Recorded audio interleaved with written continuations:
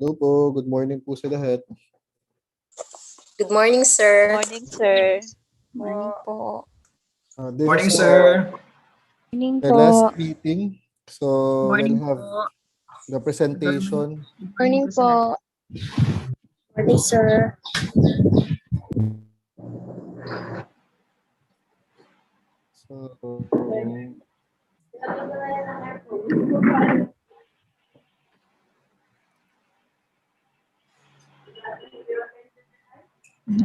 So I'm going to transfer the hosting to Sir Parapina. So Okay, sir. okay. Thank you. Thank you, sir. Thank you for assisting, sir. Thank you so much. All right, currently we are 25 plus you, sir. So 24, we're still waiting for our classmates to join.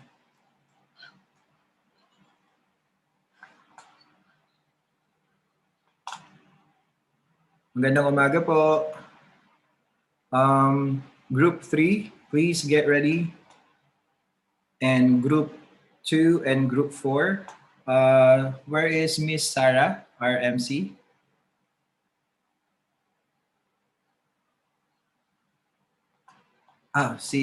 Sino po ang ating MC, group 4? Hi, sir. Good morning po. I am the Ito, MC si po. Miss Shine. Hello, ma'am. Alright, Am ready na I po loud tayo? and clear po, sir? Ano po ma'am? Am I loud and clear po? Everyone, can you hear Miss Shine?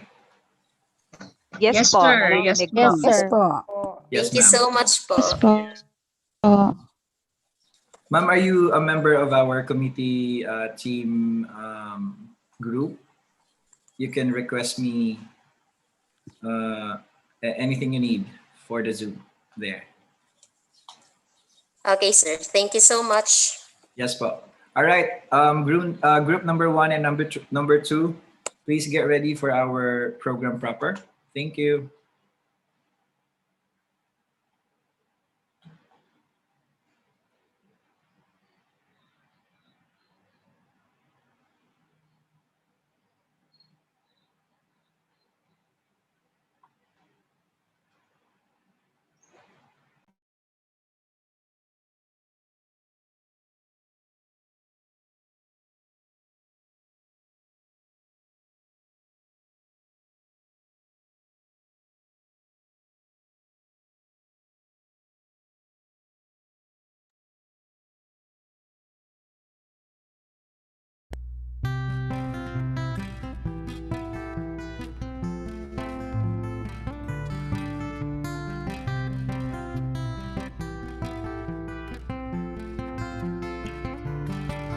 Ibong nagbabalik sa pugad na pinagmulan. Ang tulad kong minsan ay napalayo sa sariling bayan at muling maglalalakad sa mga lansangan. Pagmasdan ang inang kalikasang duyan ng pangarap kong mabuhay.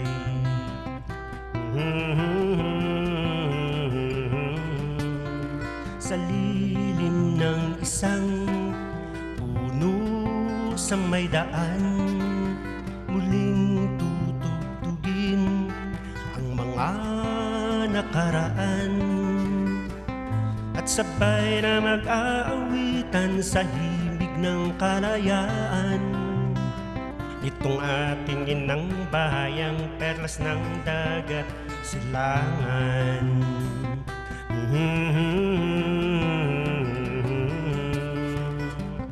May mga tinig mula rito,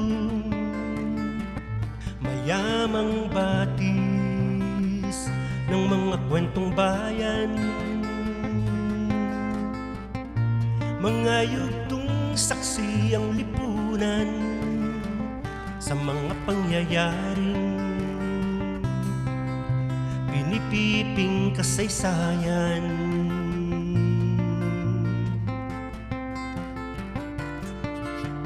Tangan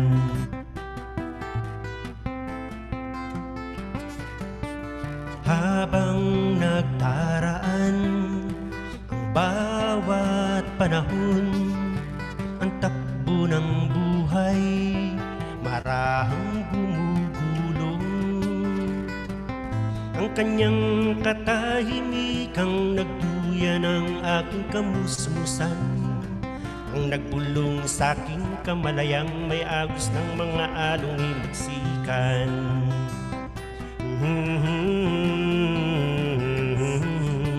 Okay, good morning po. So, shall we start na po? Since we are almost Sa may complete. daan, muling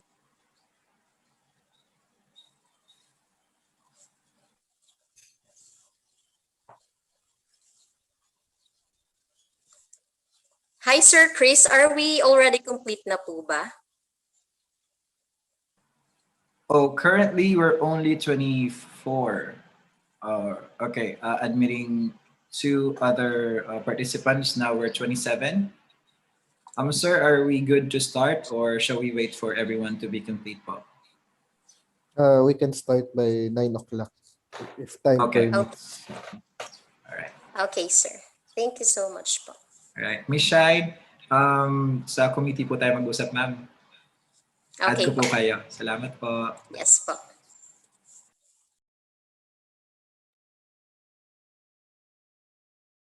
tutugtugin ang mga nakaraan at sabay na mag-aawitan sa himig ng kalayaan nitong ating inang bayang perlas ng dagat silangan.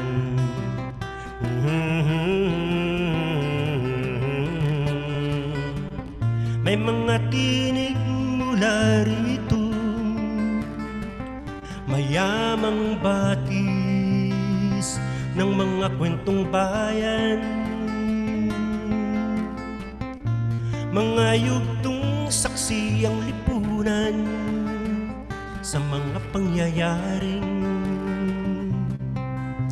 pinipiping kasaysayan.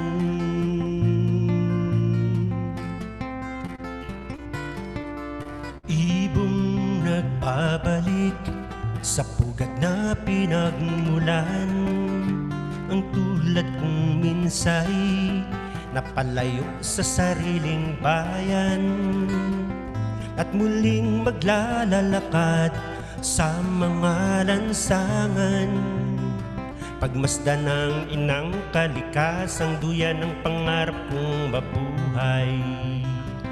At aking babaybayin mga ilog at dalampasigan.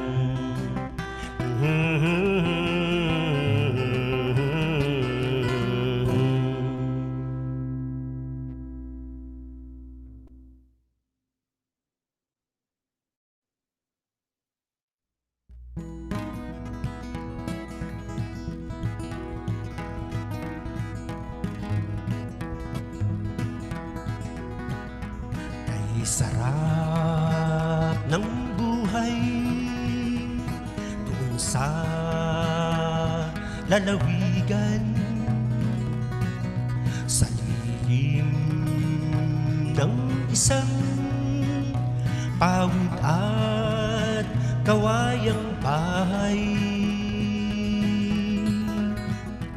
Mayroong munting bakuran, marami pang mga halaman at mga punong kahoy, mga bungang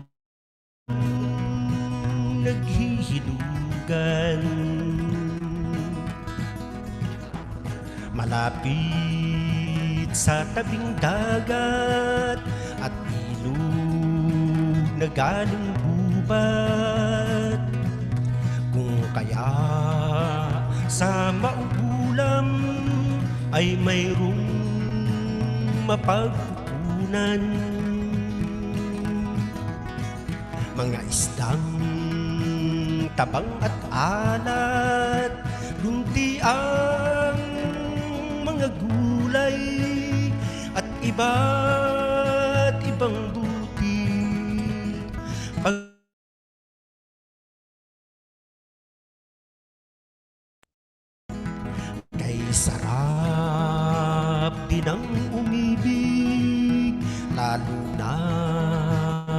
at inaawit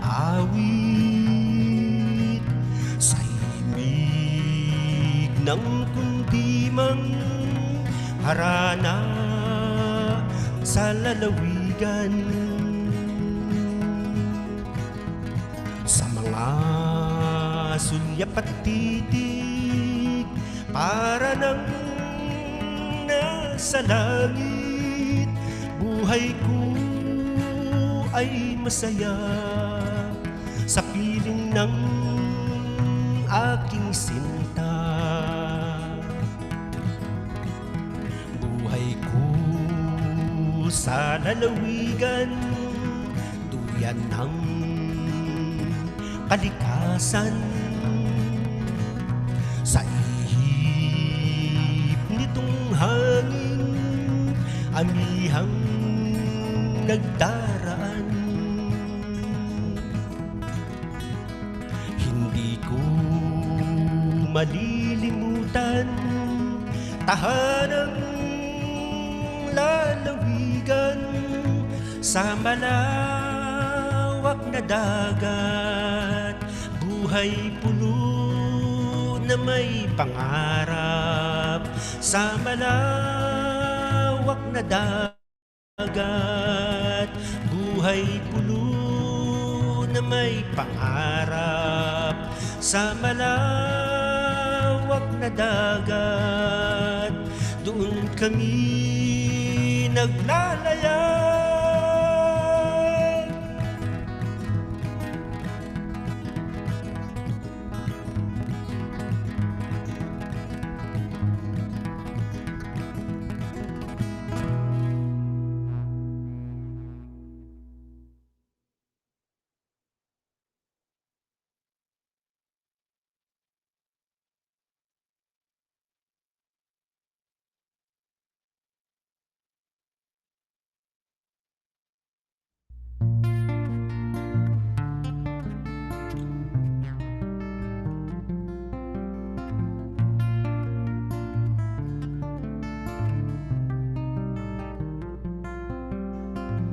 Isang larawang kuha sa Tagaytay, ang hawak ko sa umaga habang nag-iisa. At nang ako'y lapitan ng pinagmamasdan, sa kuhang ito nagbalik ang nagdaan. Sana'y mayroon rin akong larawan mong kuha sa Tagaytay.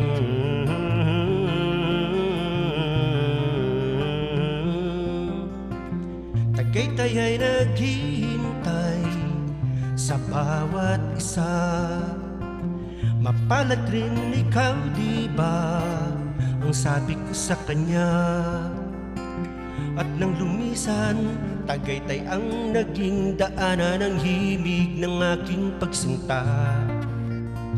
At nagbalik rin kasama ang hinahanap-hanap at laging kinukumusta.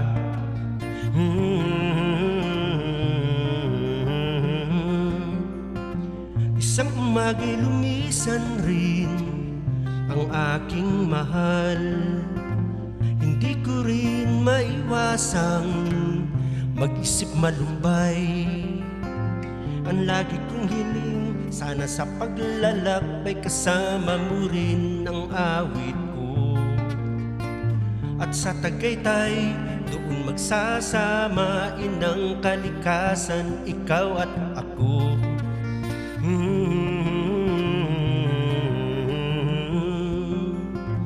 Isang larawang kuha sa Tagaytay, ang hawak ko sa umaga habang nag-iisa. At nang ako'y lapitan ng pinagmamasdan, sa kuhang ito nagbalik ang nagdaan. Sana'y mayroon nga akong larawan mong kuha sa Tagaytay.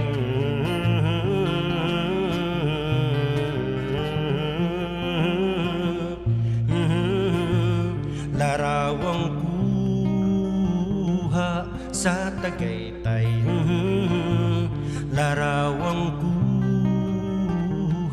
sa Tagaytay.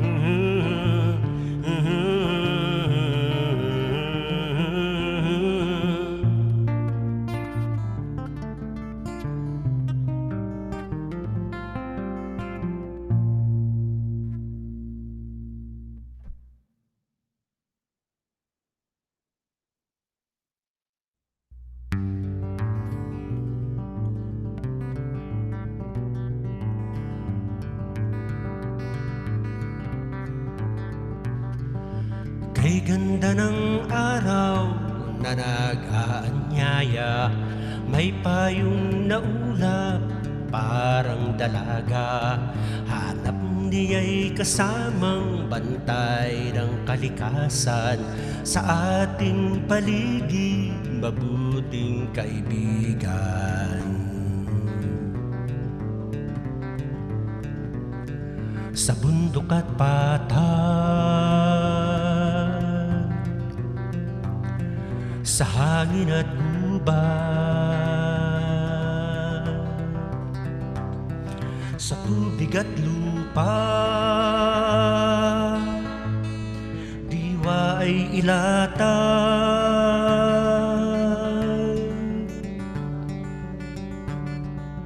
Dahan-dahan ang mga hakbang sa pagsulong ng ating kabihasnan, sa lilim ng luntian na kamalayan ay magbalik loob sa inang kalikasan.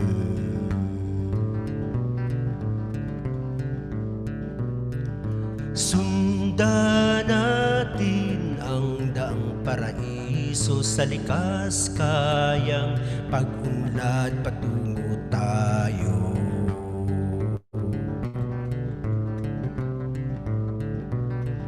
Halina't ialay sa sunod na saling lahi ang ganda at yaman ng ating inang kalikasan.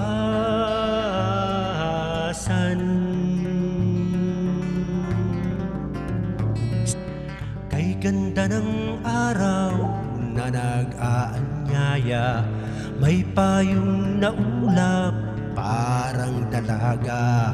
Hanap niya'y kasamang bantay ng kalikasan, sa ating paligid mabuting kaibigan. Sundan natin ang daang paraiso, sa likas kayang pag-unlad patungo tayo.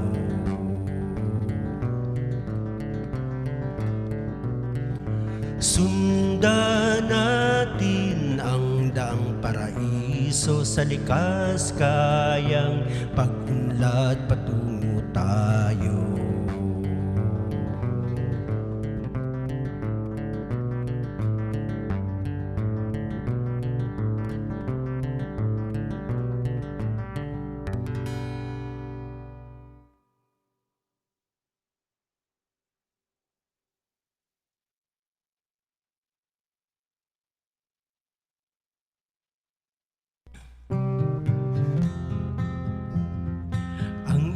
Inuming laas na ang ubas, talang ang sa akin ay bagong hukas.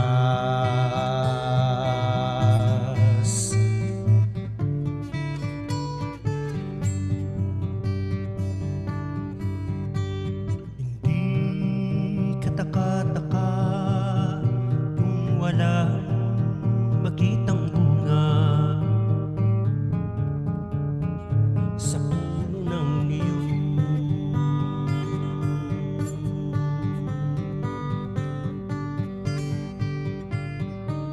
sa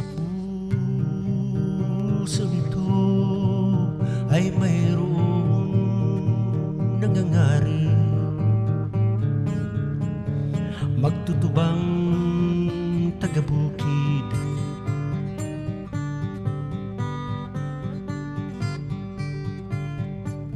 gawaing hanap buhay.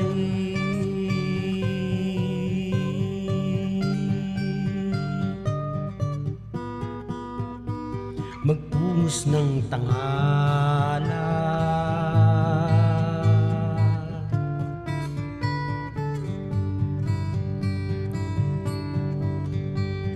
Tuba ang inuming mura dun sa nayon, kinatas sa kinarit na puso ng punong niyog. Templado ng tangal sa tukil na nakasahod, inumin pa noong una. Hanggang ngayon inumin pa.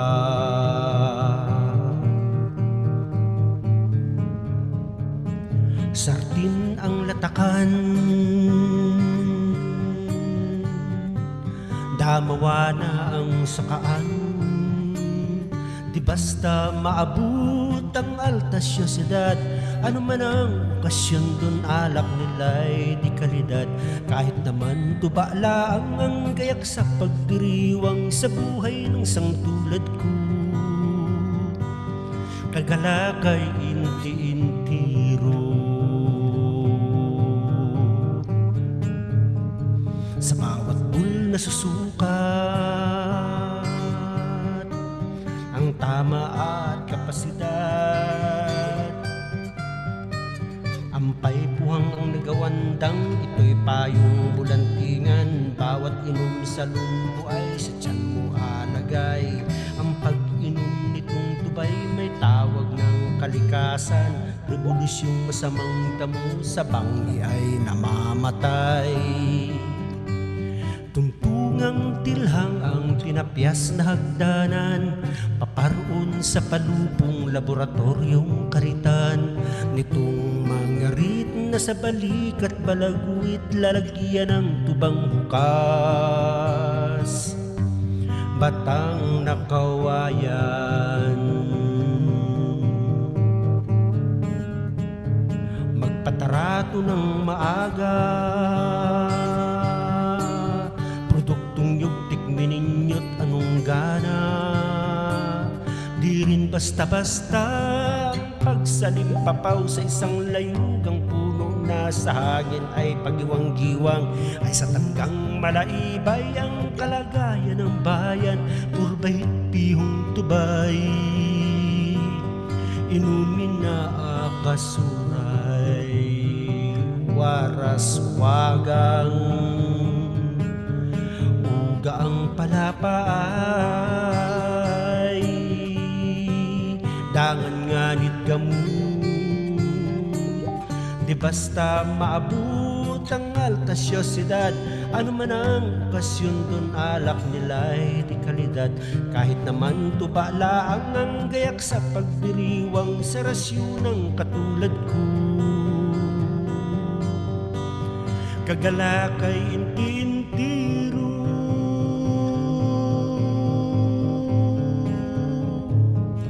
Tagay papu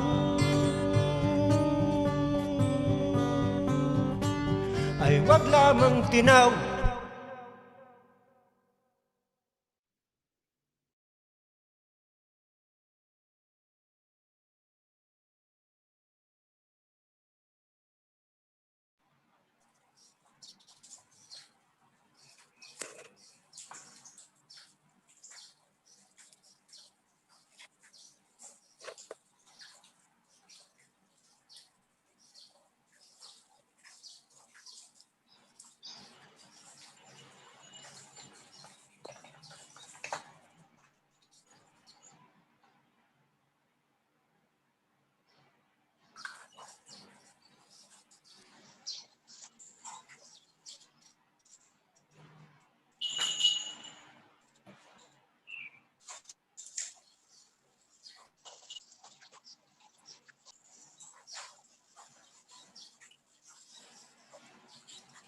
Okay, so good morning, everyone.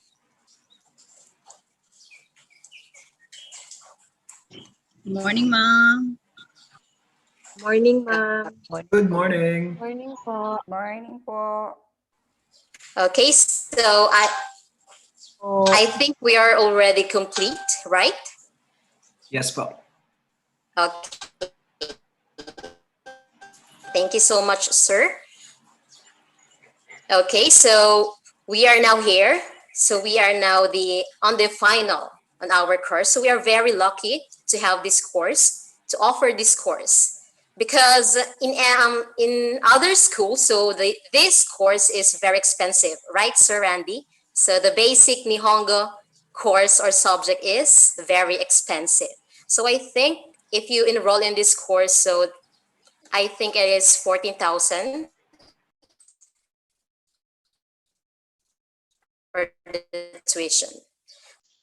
To have formally start the program, may I request everyone to please rise for the Philippine National Anthem and to be followed by invocation.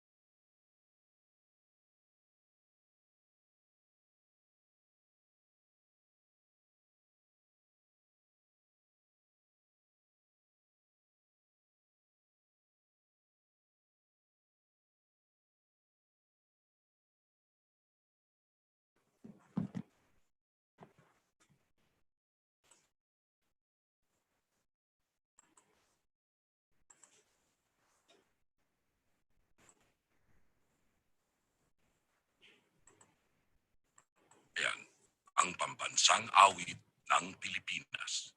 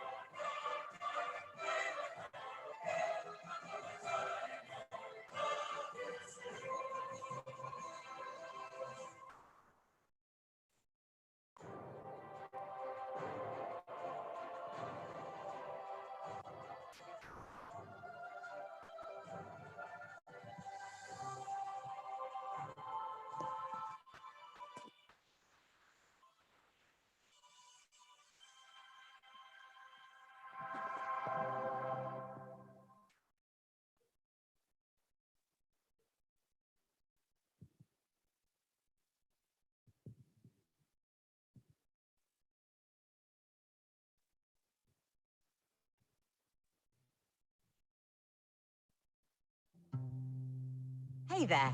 If you want to.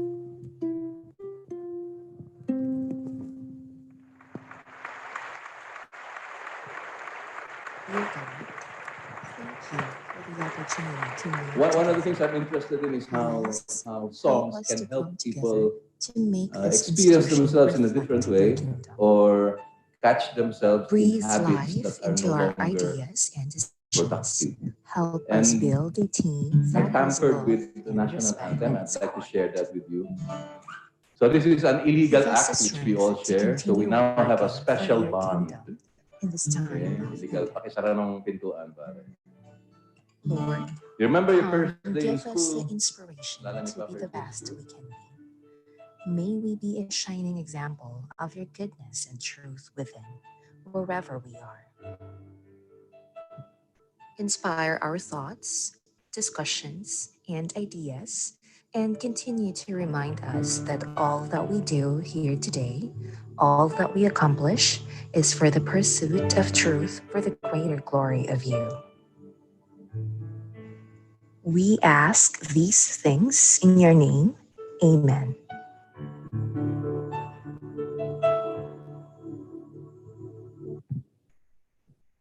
For just $67, you can make as many videos as you want, and you never need to pick up a camera or use any fancy editor.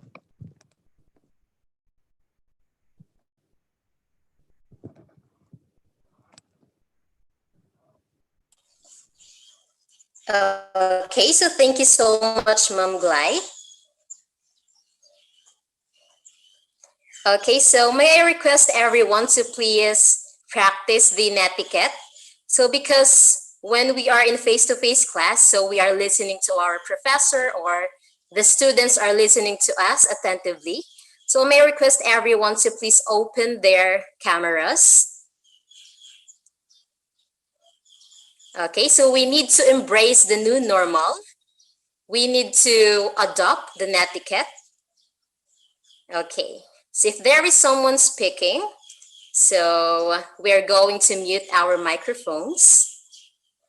Then, if you have something, if you want to say something, so just raise your hand and open your mic. Okay, so is everybody already opened their cameras? Okay. Okay, so thank you so much, Mom and Sir. Okay, so again, we are now down to our final for this course. So I am congratulating everyone for this. So also, we're experience different kind of experiences here in our course. So we need to, of course, as a language teacher, so as a language teacher, so we are really fond of studying or learning new languages. So we're very lucky to have this course again.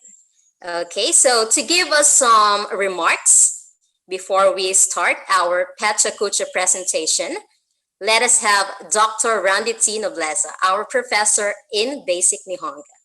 Ohayo, sir. Ohayo, Teacher Shine. Ohayo gozaimasu to our students who are taking up EDM 01 or Basic Foreign Language in Japanese. So first, I'd like to acknowledge the committees who took their time and move out of their way so that we can prepare and have this final culminating activity. So likewise, I'd like to acknowledge our guest and our resource speaker, Sir Albert and Sir Arvin, for being around. Although it's a rest day, Saturday, they're still working, but hopefully we can have a good exchange later on.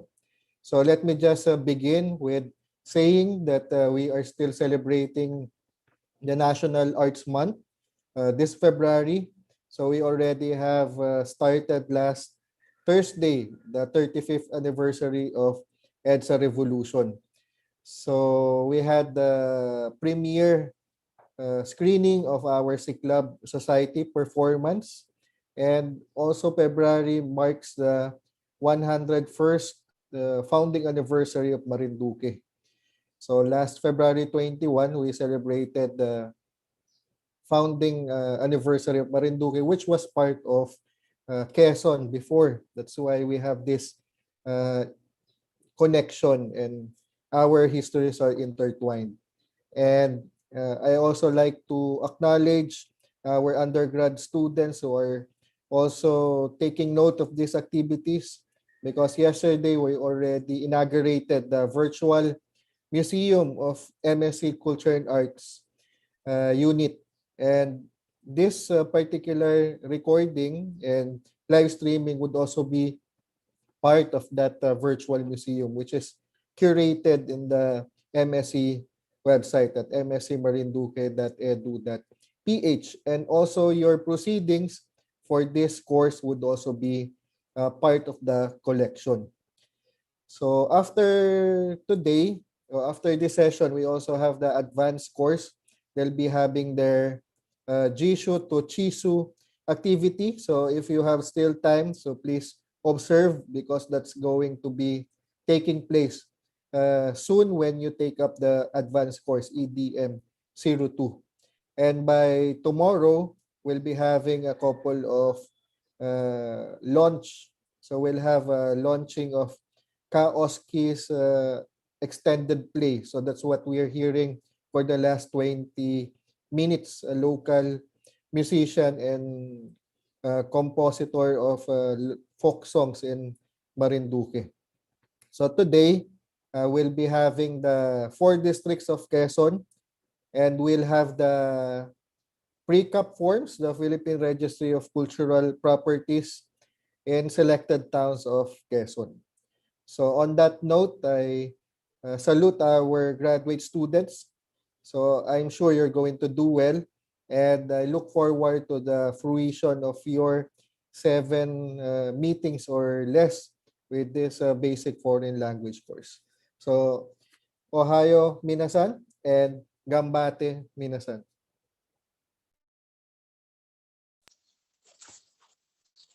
Thank you so much, sir. So thank you so much for teaching us the basic Nihongo language. Okay, so for now, so I would like to acknowledge the presence of Mr. Albert Vincent Barreto, our guest speaker. So before that, so I would like, it is my pleasure to introduce to you our guest speaker. Okay, so our guest speaker is a graduate of BS Ed major in Social Studies in EQC last 2018. Then he is also a member of Local Historical Committees Network, also a member of Philippine Historical Association, and also a member of Southern Luzon Association of Museum. He also is a Cultural Properties Deputy in National Museum of the Philippines, Museum Curator Designate in Museo ng Gumaca, 2018 to 2021, and currently a Museum Guide, National Historical Commission of the Philippines. So that is 2021 up to present. Okay, so once again, it is my pleasure to introduce to you our guest speaker, none other than Mr. Albert Vincent Barreto. Hi, sir. Ohayo po. Magandang umaga po sa ating lahat. Rinig niyo po ako? Yes po, sir. Okay. Yes, sir. Yes, sir. Okay po. Professor Gan na si Dr. Randy Noblesa sa aking pong kaparin po mag-aral at dating kasama po sa Eastern Quezon College kay Sir Arvin Porse. Sa ating pong mga panauhin, mga guro at mag-aral, isang kagalakan po sa akin na magbigay ng mensahe sa ating pong palatuntunan na magbibigay ng pagpapalaga sa ating pong kultura. Ang kultura ay ang kaluluwa ng ating bayan.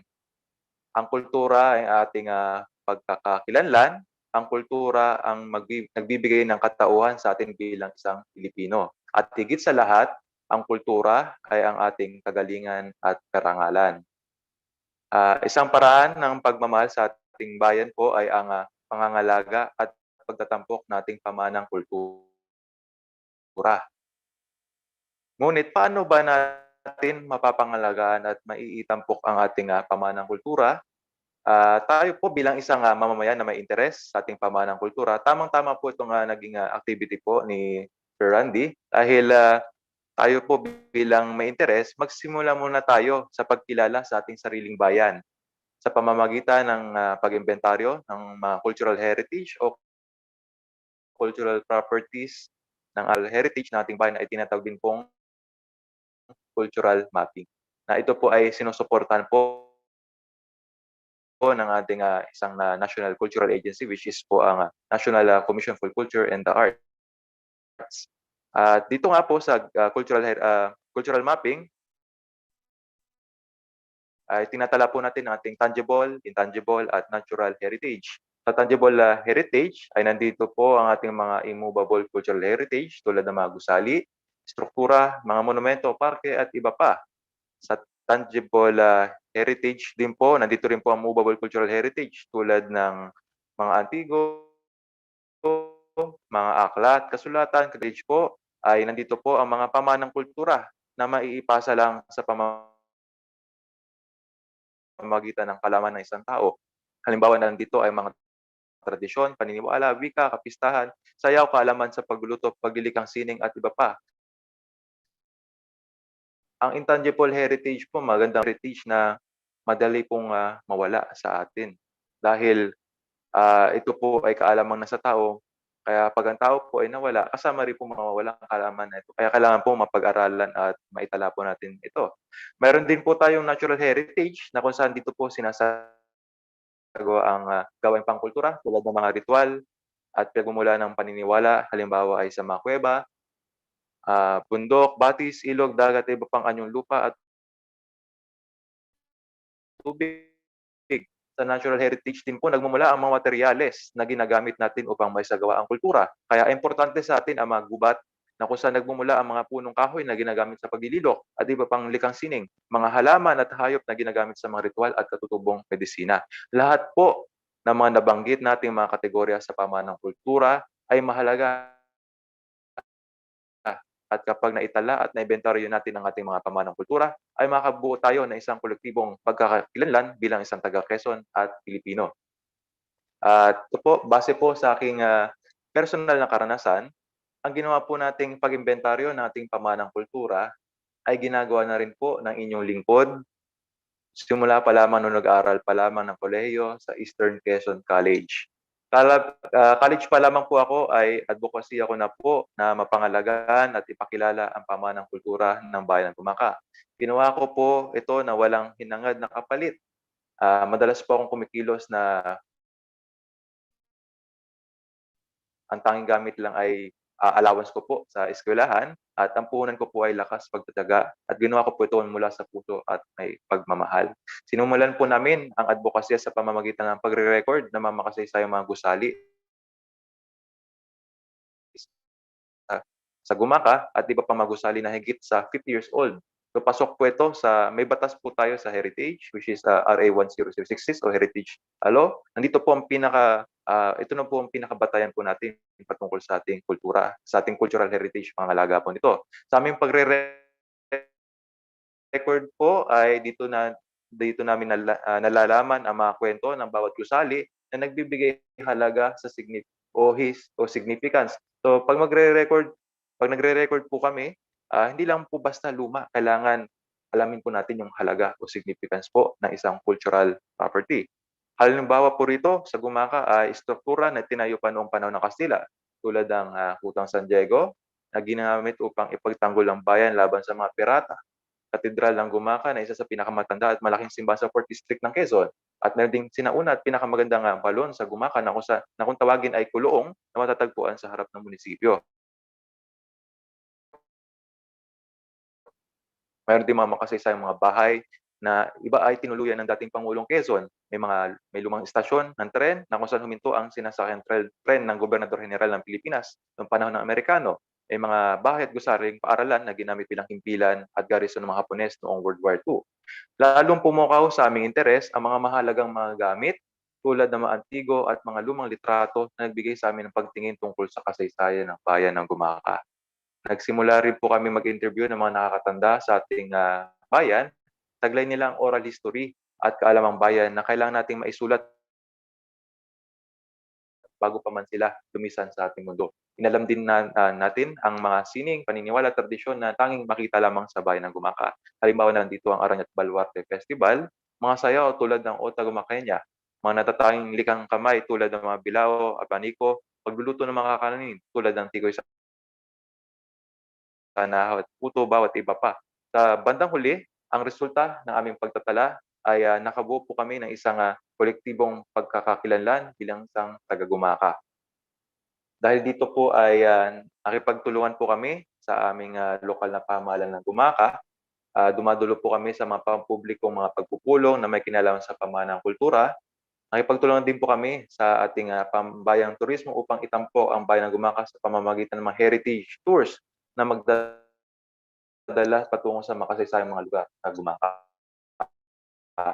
At higit sa lahat, tumulong po kami sa pagbubuo ng isang pambayang museo na ngayon po ay ang Museo ng Gumaka.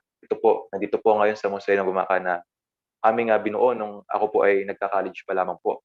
Dito matatagpuan sa Museo ng Gumaka ang buod ng kasaysayan ng bayan ng Gumaka mula noong panahon ng pre-kolonyal, panahon ng Espanyol, panahon ng Amerikano, panahon ng ikalawang digmaan, pagdiging hanggang pagkatapos ng digmaan. Nandito rin po ilang mga natatanging artifacts ng bayan ng Gumaka at maging ibang gamit na nakalap namin nung kami ay nag-iimbentaryo pa lamang ng cultural heritage po ng bayan ng Gumaka. Sa kasalukuyan po, ang Museo ng Gumaka po ay ang nag-iisang museong bayan sa ika-4 ng distrito ng lalawigan ng Quezon.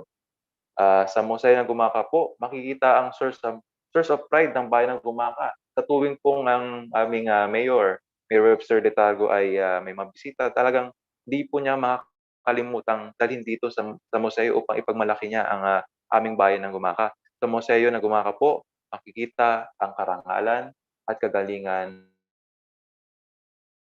ng mga Gumakenyo. Hanggang ngayon po ay taglay pa rin po ng inyong lingkod ang naging kasanayan po nung nag-inventory pa po ako nag-inventory at nananaliksik pa po tayo ng mga pamanang kultura. Na naging madali para sa akin na ang mga gawaing pangkultura. Ngayon naabot ko na po ang pangarap ko pong trabaho ngayon sa National Historical Commission of the Philippines. Kaya sa ating pong may interes sa pamanang kultura, inihikayat ko po kayong paigtingin po natin ang pagtatala ng ating pamanang kultura na may tumayo sa atin bilang isang cultural worker ng ating bayan upang tayo po ang maging kinatawan sa pangangalaga ng ating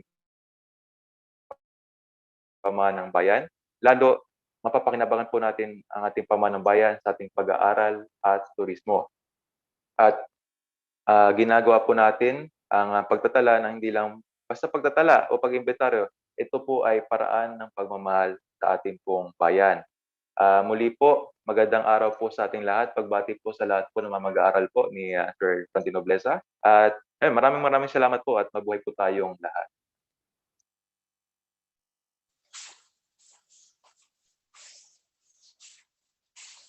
Okay, so thank you so much po, Sir Albert. So thank you so much for a very inspiring. So nakaka-inspire naman po yung work niya. So just like before, so when I was in high school, so I really love history. So I really love the different culture. So nakakatuwa kasi na pag-aralan yung culture ng different or ng different towns. Okay, so in creating our Pecha Kucha in our groups or in our group, so making the Pecha Kucha is very challenging. So as well as it's very interesting. Kasi we are getting familiar kahit dun sa mga towns na hindi pa tayo na kakapunta. So for example, your group is designated in other district. So yung mga hindi familiar in a way, they live there. So yung mga bagay na ginagawa nila doon or yung kung ano yung meron doon sa lugar na yun. So nalalaman natin because of the cultural mapping. So at the same time, so it's very interesting kasi yung mga establishments, for example, yung mga church, So nalalaman natin. So we are now familiar. So paano sila nabuo? So kung ano ba yung pinagdaanan nilang suliranin. So because of cultural mapping. So I'm very thankful because I experienced that cultural mapping. Okay, so thank you, sir. Okay, so for now, so we are going to have our part 2 of our program, which is the presentation proper of the Pecha Kucha. So are you ready? Okay, so I think that everybody's ready. So for the group 1, group 2, group 3, and 4. So for the group 1, we have the district 1, then the district 2, district 3, and district 4. Okay. So each group has their representative to present their works, okay? So are you ready, group 1? So we have the district 1. Okay, so who will going to present the Pecha Kucha of district 1?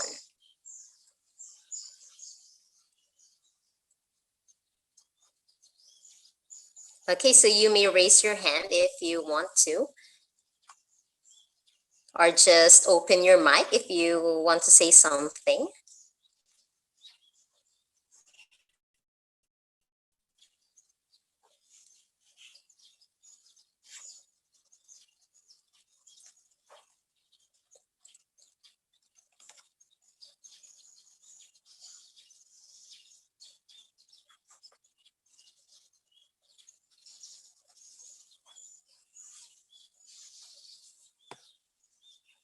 Hi, Sir Albert. So it's our pleasure din po to have you in our program. Thank you po. Okay. So who is the representative po for District 1?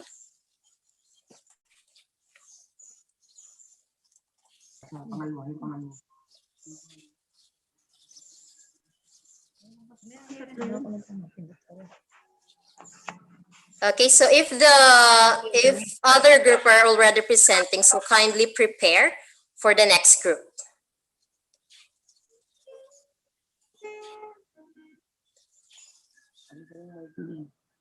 Oh, naman yan. Hindi, i-mute mo. Ay, no?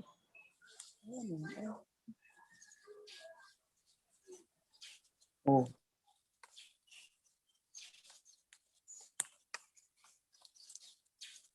Okay, so group 1, are you ready?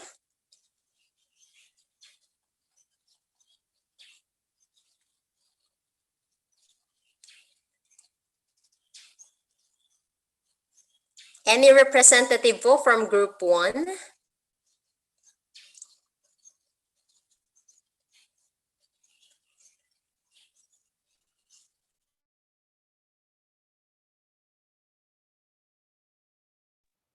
So if the next group is ready, he can present.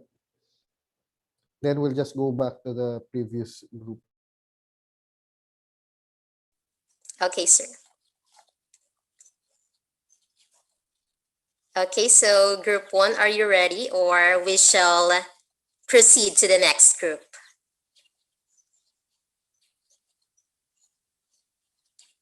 Okay, so I think they are not yet ready, right? Okay, so group 2, are you ready? For the District 2 of Quezon.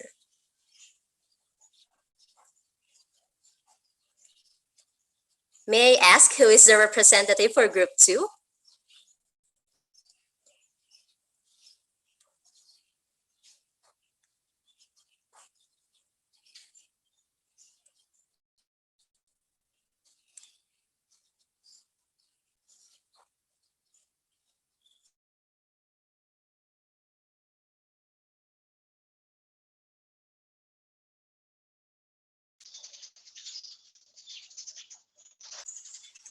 Sir, create a list of every group members for each district.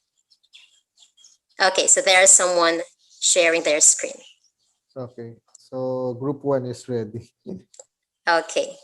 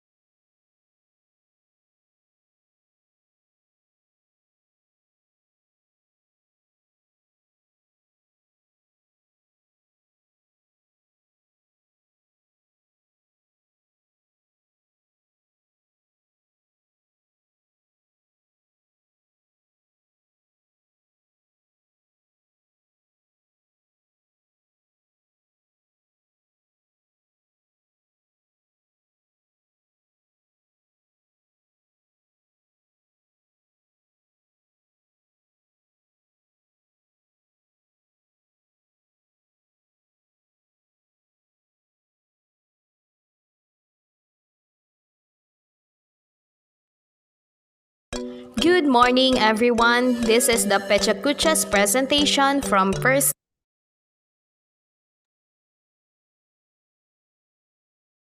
District of Quezon. It is one of the 4 congressional districts of the Philippines in the province of Quezon, formerly Tayabas.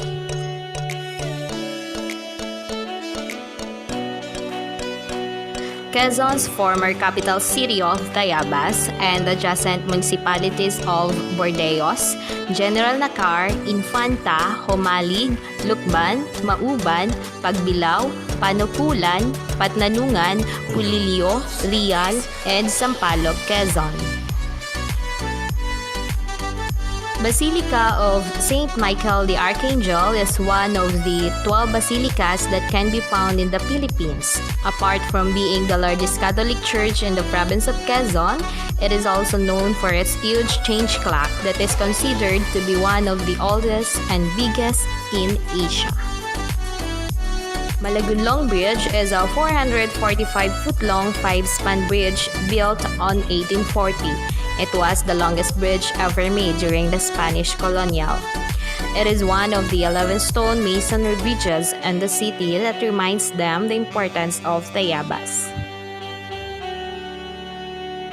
Lukban Church, the present church, was built and completed in 1738, but before it, the first church at the same location was built in 1595, but it was ruined in 1629. The second church was constructed between 1630 and 1640. La Casa de Dona Ana was built after the marriage of Pedro Villaseñor and Ana Maria de la Concepcion in 1842. Their house is the only one that was built by stone with the neoclassical style during the time in Hulutban. Church of St. Catherine of Alexandria. The church was first built in bamboo and nipa in 1688.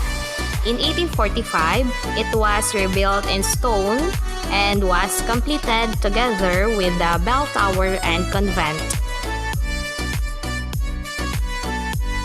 Kamay ni Jesus is a sacred ground and pilgrimage site for everyone who wants to repent, give thanks, and pray for healing. Kamay ni Jesus is a 5-hectare shrine constructed on February 2002.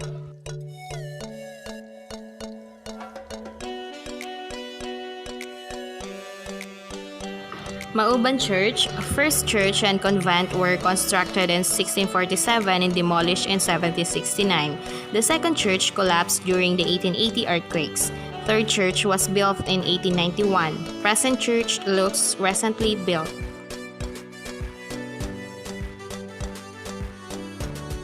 Rizal Hill Park Monument in Mauban, used as an observation spot by the Spaniards, Americans, and Japanese forces.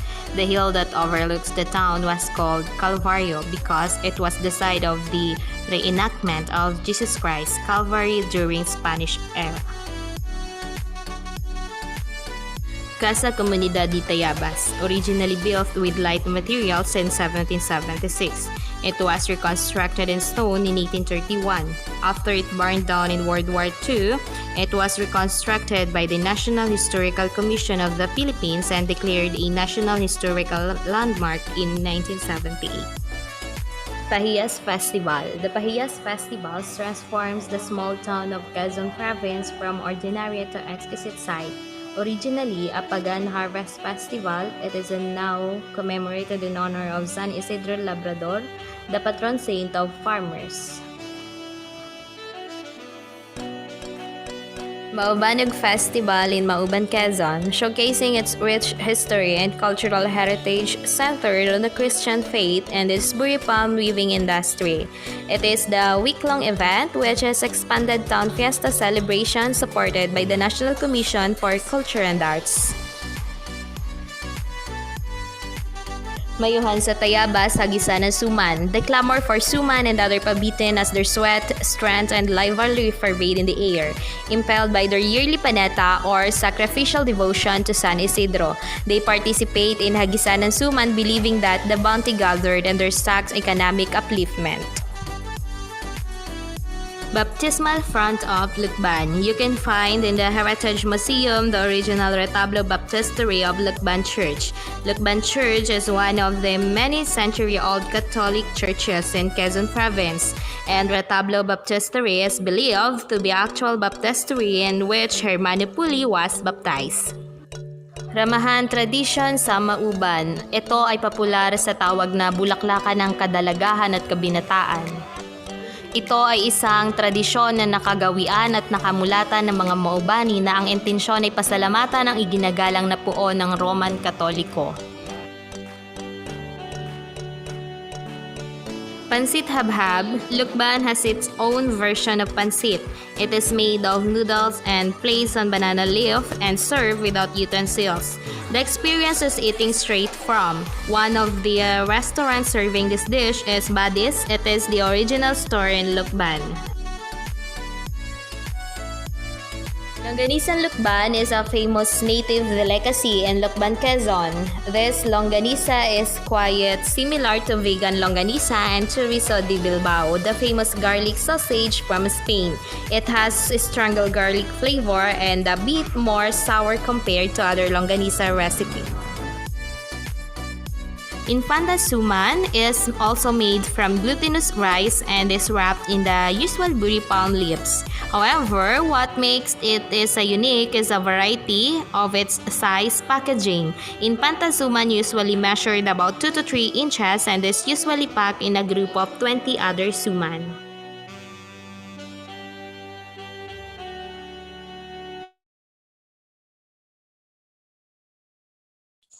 Okay, so thank you so much, Group 1, for that amazing presentation.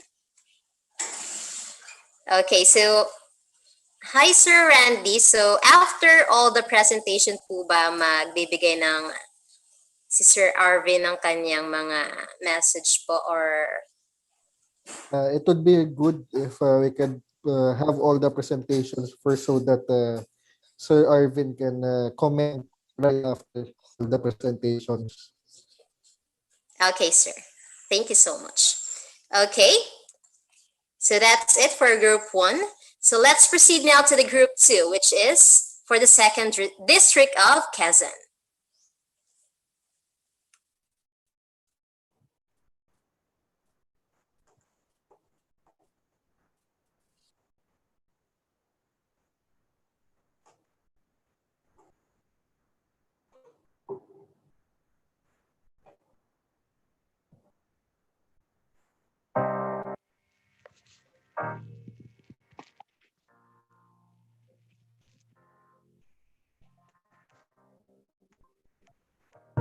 St. Francis of Assisi Parish Church is located at General Street, Harlika Highway, Sariaya, Quezon.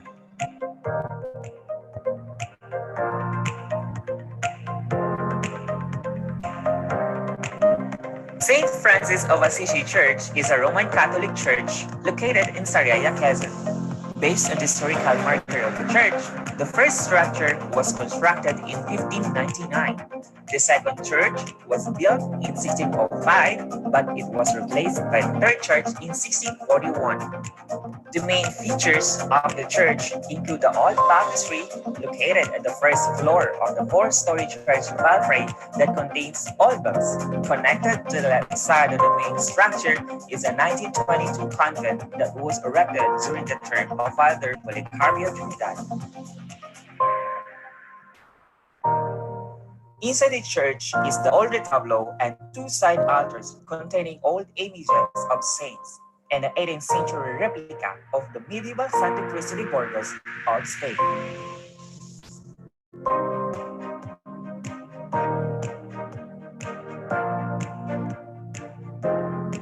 The walls of the church were made of red bricks embedded in masonry with adobe slabs plastered on the external surface of the walls. The original roof was made of roof bricks, but it was changed to galvanized iron in 1947. The St. Francis of Assisi Church can play a vital role in assisting Christians to help others by providing places and holding true mission. It helps also God's people to have complex or biblical theological approach.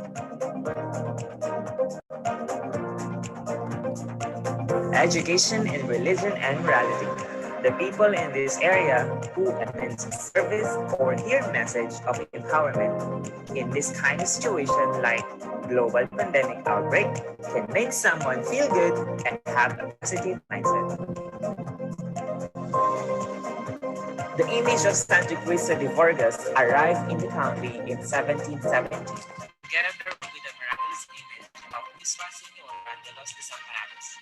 The image was gift of King Philip V to the people of Quezon and to the Franciscans who administered the Filipinas at that time.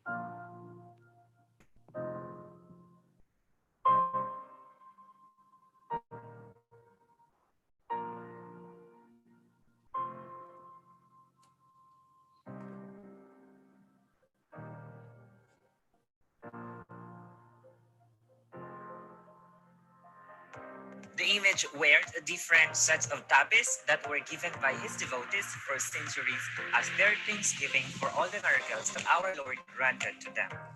The image is mounted on a cross with arrayos, and images of Blessed Virgin Mary and Saint John the Evangelist are placed on the side of the Senior.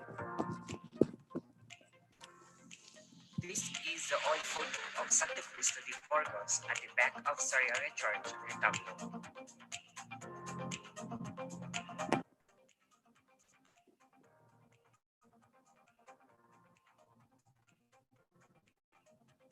People believe of the numerous miracles were attributed through the help of Santo Cristo. There is unwavering devotion to the Santo Cristo, where the people in Quezon, especially in Sariaya, celebrated a colorful fiesta in his honor. Numerous miracles were attributed through the help of Santo Cristo de Vargas, one of which took place sometime in 1743 when the town was destroyed by natural disaster and by Muslim invasion which leveled the town to the ground. The image of Santo Cristo de Vargas remained unscotched, where they considered a miracle. Pasayan sa Lucena began on May 28, 1987 under the administration of the officer in charge, Euclides A. Avicere, and the former Bureau of Internal Revenue Local Chief Officer, Aguinaldo Avicere. It became an annual festival which promotes tourism in the city. Pasayahan was originally intended to be a 3-day celebration of joyful merrymaking in the streets of Lucena City, which starts from May 28 and ends on May 30, in time of the celebration of the feast of Saint Ferdinand, Lucena City's patron saint. As the year goes by, it became a week-long celebration in the streets of the Quezon Avenue, and the other conjoining streets are closed for Tianguez. Performances of famous local bands were also being held in different areas of the main street. And of course, food and beer are also flooding along the streets. Lucinahin are naturally artistic and talented, and also they value the art and culture. Such artistry like creativity, talent, and craftsmanship of Lucinahin are being featured through Pasayahan sa Lucena.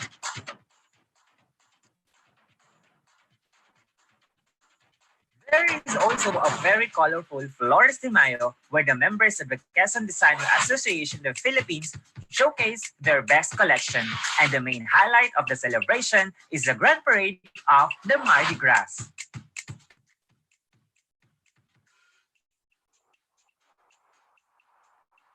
The least spectacular but still colorful Pasayahan Pandong contest featured contingents wearing creative hats.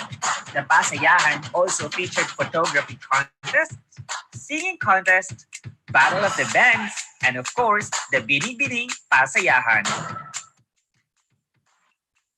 To the present, the Pasayahan Festival is continuously observed by the municipality of Lucena City during the 28th of May to preserve and uphold the tradition to the present and, of course, for the future generations.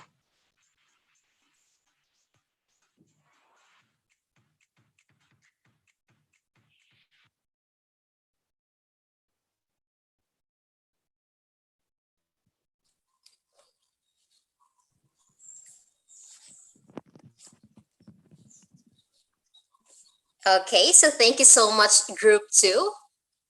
for that wonderful presentation.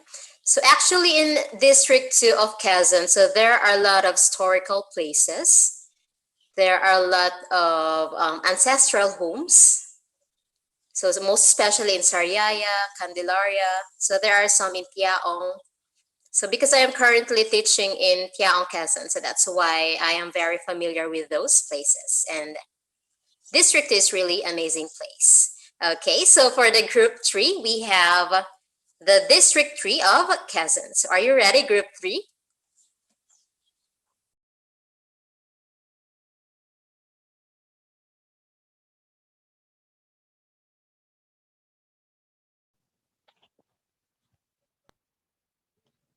Hi! Ohayo gozaimasu. Hajime mashite. Watashi wa Christopher desu. Hello everyone, my name is Christopher and I'm here to present on behalf of Group 3.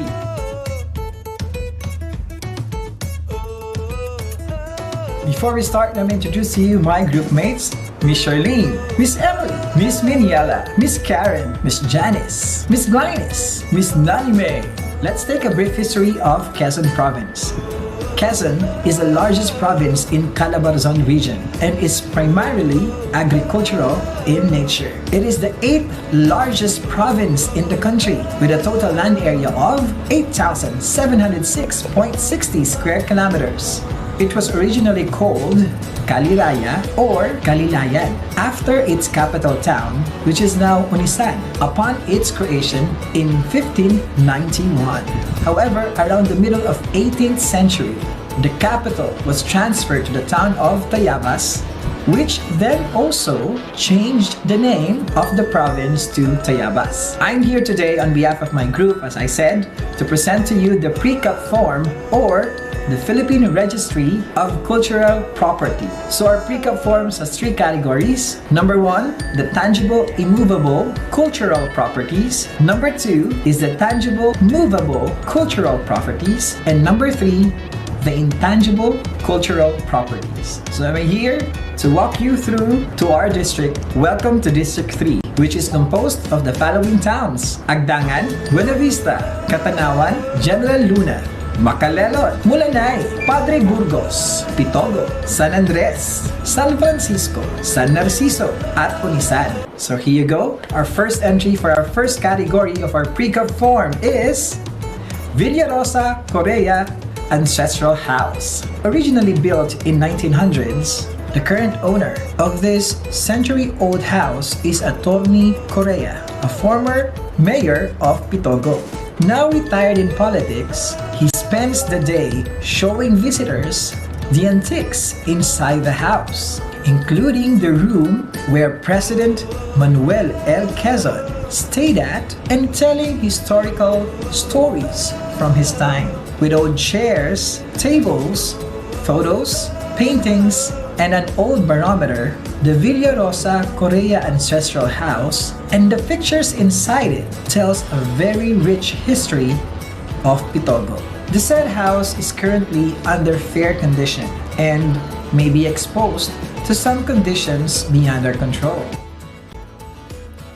Despite the informant's own experience of not seeing ghosts or shadowy creatures, the town folks believe that there is a spirit of a boy wandering the house.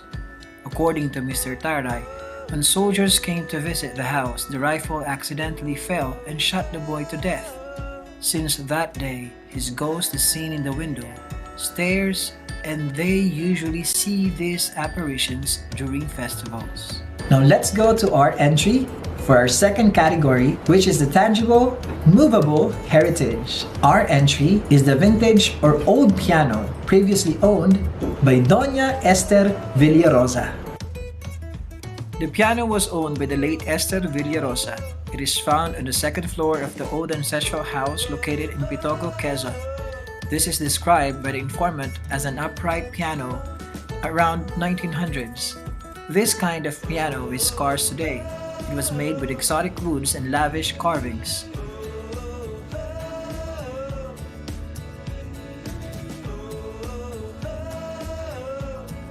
The piano has been in the family for more than a century already. Built around 1900s, this is considered a town heritage or a treasure.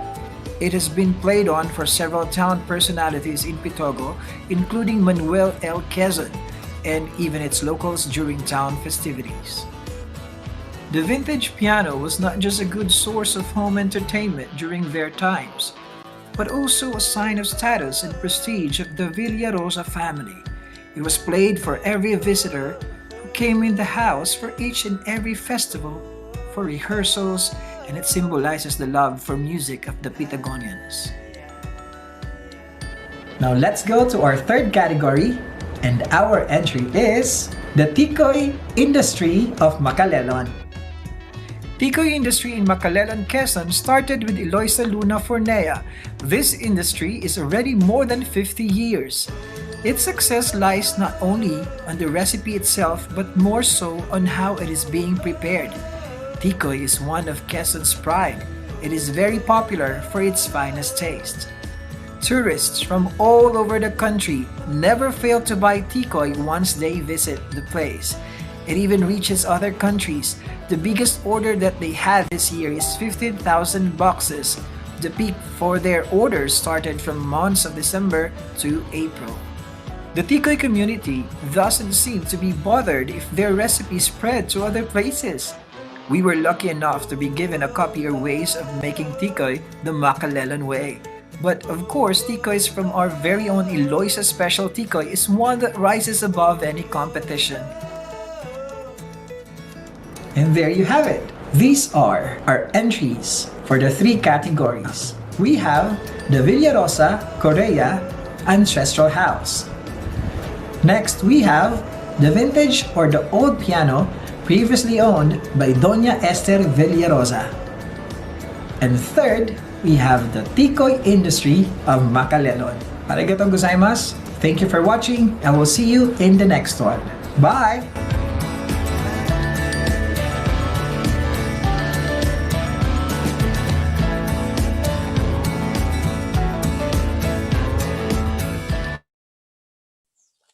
Arigato gozaimasu, sir.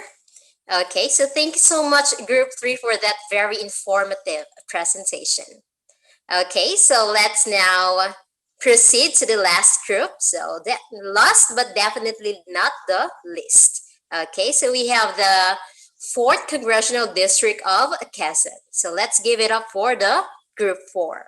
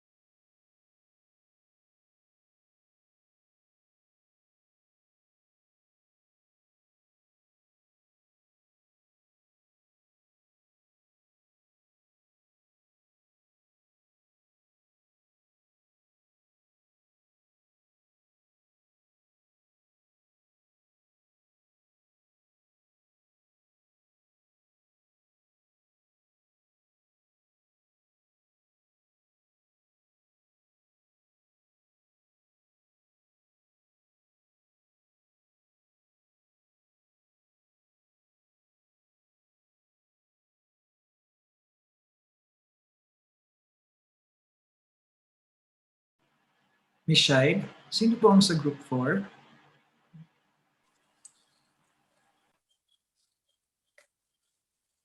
For the Group 4, we have Mr. Joe Maritual. Sir Joe Mar.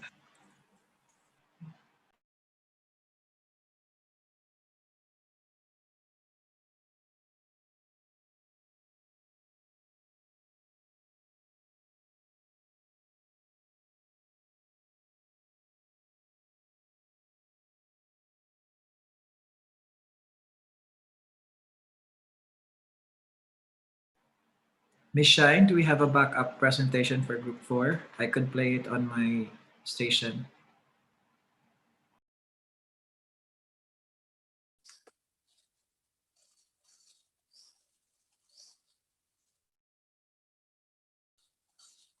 Wait, sir.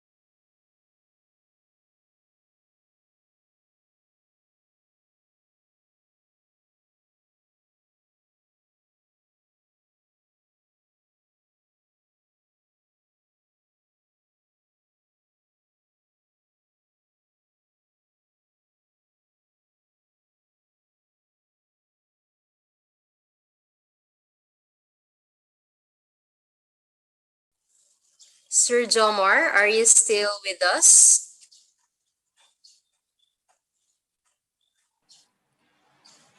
I think Sir Jomer is here a while ago. Can you do you have a backup link that I could get Miss Shai? Then I can share it for you. There is no backup, sir, because we assigned Mr. Jomar for the presentation. Okay, ma'am. Copy that.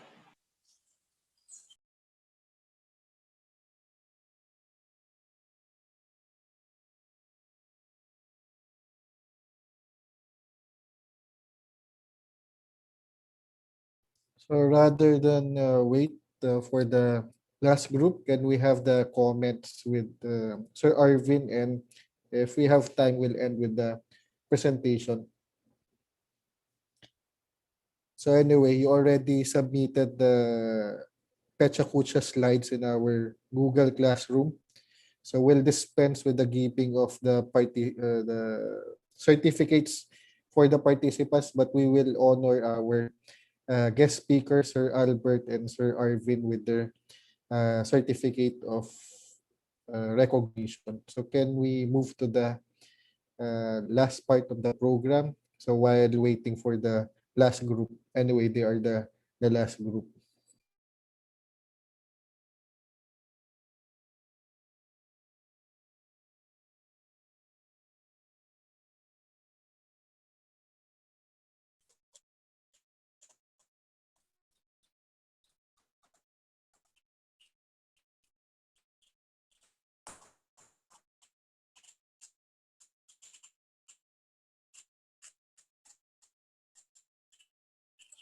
Okay.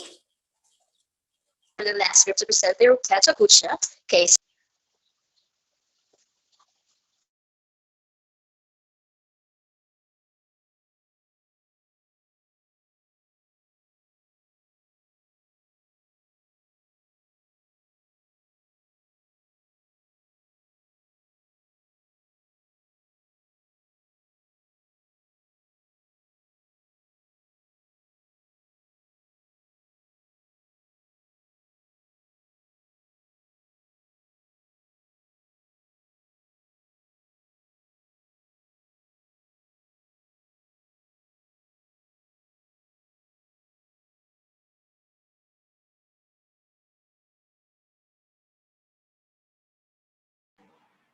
All right, so while waiting for Miss Shine, let's try to give it up for our one of our critique and guest speaker, Mr. Arvin D. Burse. Hello, Sir Arvin, are you here? Hello po. Magandang Hi, umaga good po. morning, sir. Sorry Good for the morning delay, po. sir. Yes, sir. Okay Go lang ahead, po. sir. Okay. Good morning po. Good morning, Doc Noblesa. Good morning po sa inyo. Una po ay maraming salamat sapagkat binigyan niyo po ako ng pagkakataon na maimbitahan po sa ganito po ninyong presentation. Salamat po kay Dr. Noblesa sapagkat muli po ay nakasama po ako sa Pecha Kucha presentation. Sa bahagi po ng ating ginawa po ninyong presentation, tunay na napakahirap maging dayuhan sa sariling bayan. At isa po itong pamamaraan upang mas malinang ang ating kaisipan sa kahalagahan ng kultura at kasaysayan na ating pinagmulan. Bilang mga guro po ay napakalaking pakinabang na naiintindihan natin ang iba't ibang natatanging bagay sa iba't ibang bayan.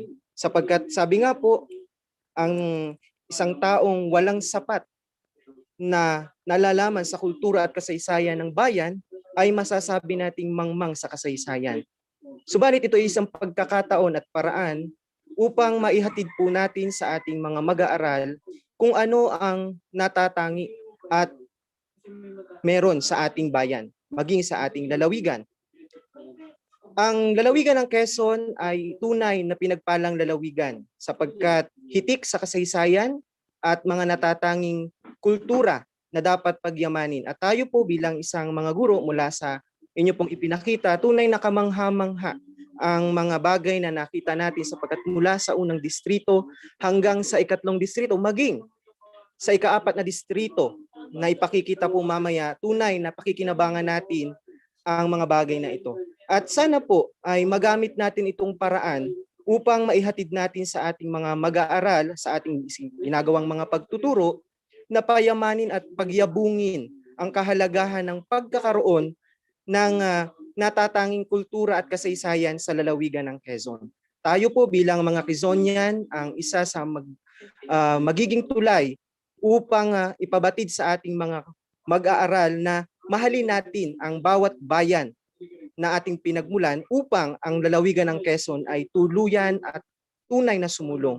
At karagdagang kaalaman po bilang bahagi ng bayan ng lalawigan ng Quezon, alam natin na ang Marinduke ay bahagi dati ng lalawigan ng Quezon at maligayang sentenaryo po, sir, sa bayan ng Marinduke. At ang lalawigan ng Quezon ay patuloy pong itataguyod kasama po ng mga naririto upang ipabatid sa ating mga mag-aaral na sama-sama nating bigyang kabuluhan ang mga magagandang kasaysayan sa ating lalawigan.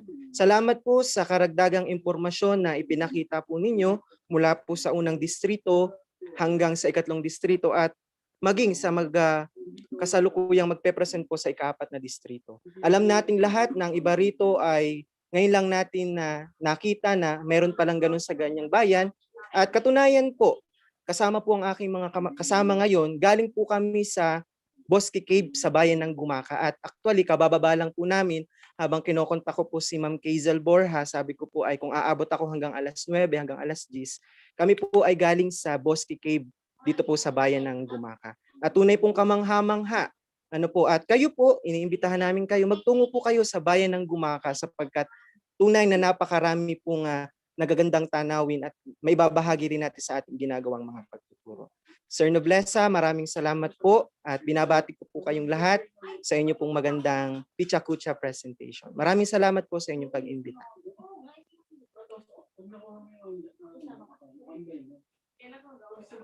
Salamat po, Sir Arvid.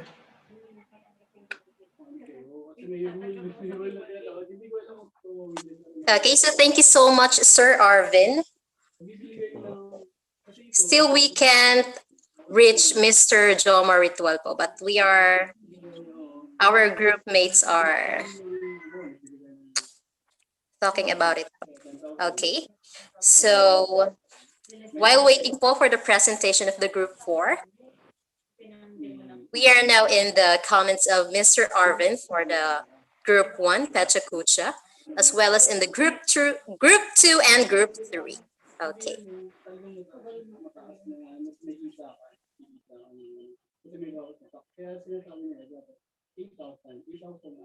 Okay po. Can we move to the last part of the program with the distribution of certificates, but only for our resource speaker and the closing. The other group is already online, so we have to transition to the next class.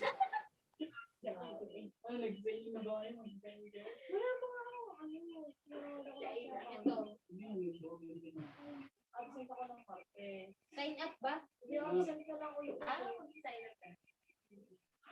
Sabay na lang tayo.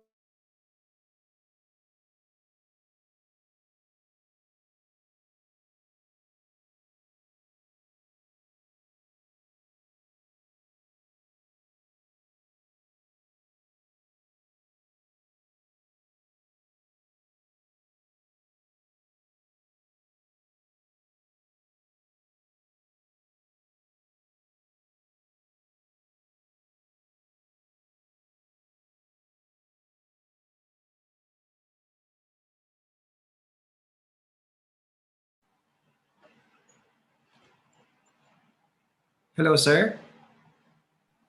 Yes, go ahead. Okay, sir. As I review the program, before I'm not sure if how can we continue with the giving of the certificates. I'll close po muna, sir. Yan na lang natin muna yung closing remarks. Okay, sir. Okay, hold on pa. Alright, good day everyone. So ito na, this is it. Natapos na rin po natin. This is Teacher Chris and I would like to formally congratulate everyone. Kudos for a job well done for our Pecha Kucha presentation. So this is it. Finally, we are finished. I personally understand that this method of learning is very challenging for most of you guys. But if there is something that I admire and I'm proud up to this day to be called a Filipino, is our endurance, creativity, and our resilience. It is when the going gets tough, the tough gets going. Mantakin niyo yun, natapos din natin, nalampasan natin. So this is all new to us. Let this be another milestone, an inspiration to look back at. I'm very proud to be part of this class. This is where I was able to work with such brilliant, hardworking, and dedicated people. Every time I feel like relaxing for like 5 minutes or whenever my urge takes over me to play one game, just one game of Mobile Legends, and I see my group mates on site, like under the sun interviewing our source person, maturity automatically kicks in. So in this class, we kept on inspiring everyone to move on, to keep on. We inspire each and everyone to be better. And when I say better, that is to beat all the deadlines, to harmoniously work with other people that we just met, not personally, mind you, but online. So now I can honestly say that I am excited to go home after my contract or after my run here in Thailand as an English teacher is finished. I am proud to have a place to excitedly visit and some people to go excitedly meet as well in person. As our professor said, this edition of Pecha Kucha is our way forward from the pandemic. This is already the new normal. Yes, it is the new normal. And we made the best out of it. So I hope and I wish you all good luck. And remember, this is not a competition to prove and show everyone who's the best. This is what we are doing now. What we are doing now is an exhibition of best talents, best skills, and best people I now have as online friends. So kudos, maraming salamat po hanggang sa muli. Paalam po. Thank you, Sir Christopher, for hosting the Zoom. So thank you for sharing your time and your expertise. So I don't know if we still have time, but we have another class. But while waiting, I can share one more video regarding pre-cup. So this is a bit late, but perhaps this is a good way to end for the next class, for the advanced class. So I already shared this in our GC, but we are sharing this resource for the rest who are interested with language and culture. So this is from the Intramuros learning session. So this is just an overview of pre-cap. So if we don't have time anymore, we'll proceed with the cultural mapping presentation from the next group.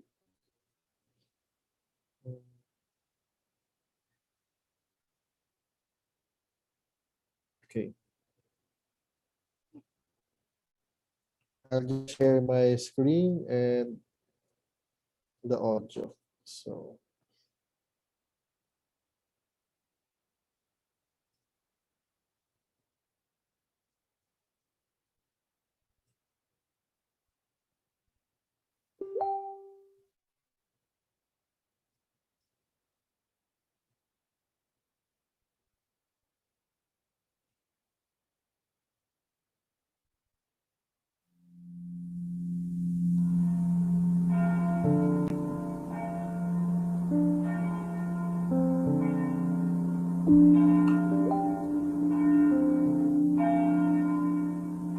Intramuros was the biggest European city in Asia. It defines our culture. The problem is most of our officials do not appreciate it.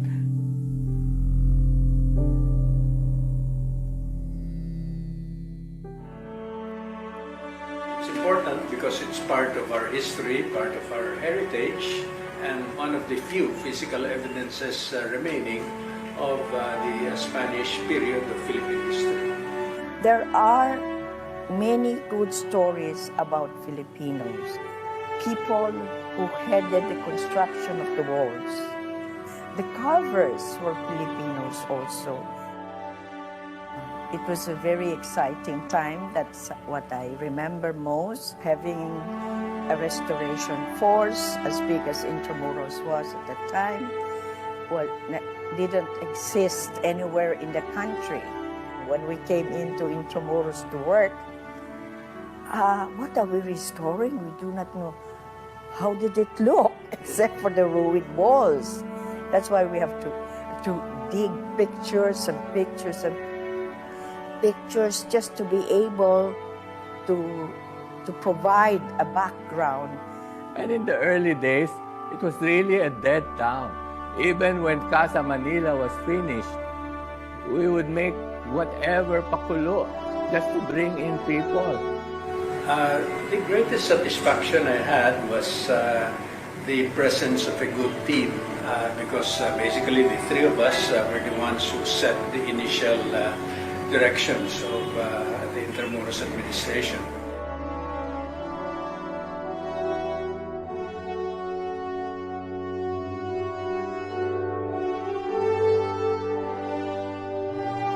Since last year, I'm really amazed at how Intramuros has grown and has attracted so many people considering the problems we had in the beginning.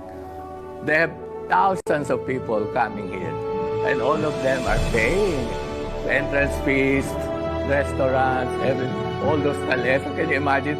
It's alive.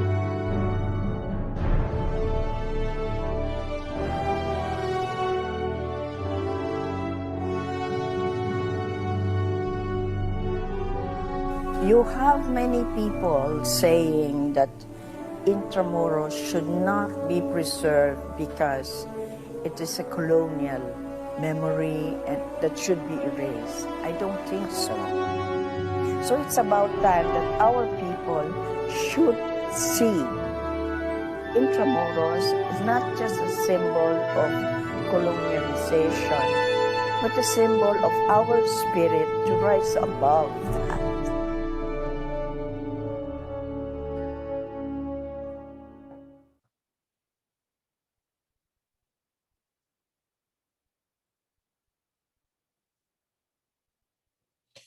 Okay, just stop sharing so we can have the group picture. So may I request the last group to facilitate the group picture and making sure that we have backup copies so that you could include this in your proceedings.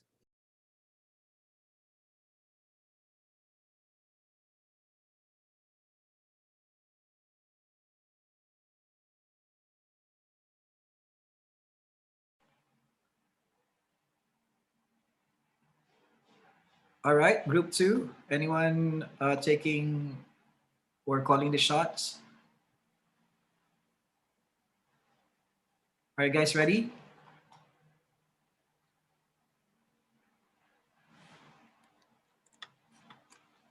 Okay, everyone. Say cheese. Okay, one more. Let's do the other part of the screen.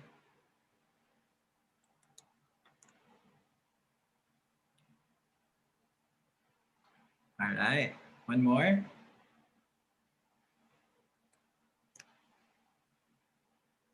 Come on, guys, give me your best smile. All right, one more, one last.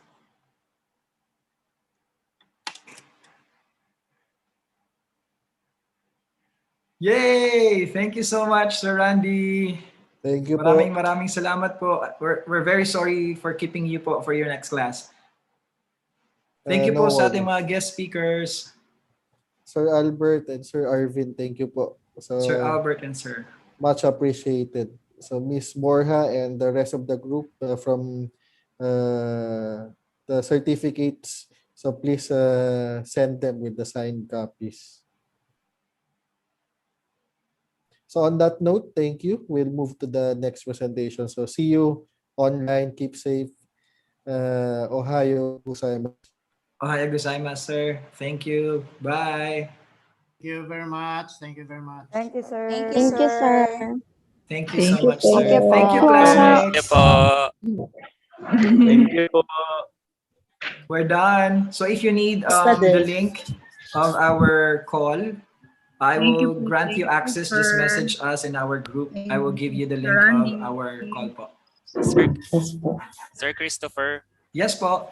paano po yung proceedings po? Kami sa group 2 po kasi mag-ano ng proceedings. Paano po yun? Proceedings po is composed of lahat po ng ating presentation. Yung mga links po namin, isisend po natin dito sa Pecha Kucha Committee. And lahat po ng photos, soft copy po, pati po yung compilation, para po siyang portfolio compilation po ng flashcards and all that. Tapos ilagay lang po natin siya siguro. Sir, meron pong ISU, yung ISSU. Pwede niyo po doon ilagay na lang lahat. I-compile natin doon. Sir, if you want, I can, pwede nating pag-usapan with Sir to give us ample time. Okay, like sir. Thank 2 you. weeks from now. Okay, sure. Sure. Kasi Thank you, sir. I understand we're all busy. All right. Thank you, Sir Raymark. If there are any concern po, let us know. Thank you. Wala na po. I'll end the meeting na po. Maraming salamat po. God bless us all. Be safe out there, guys. Bye. Bye po. Thank you po. Thank you, Sir Christopher.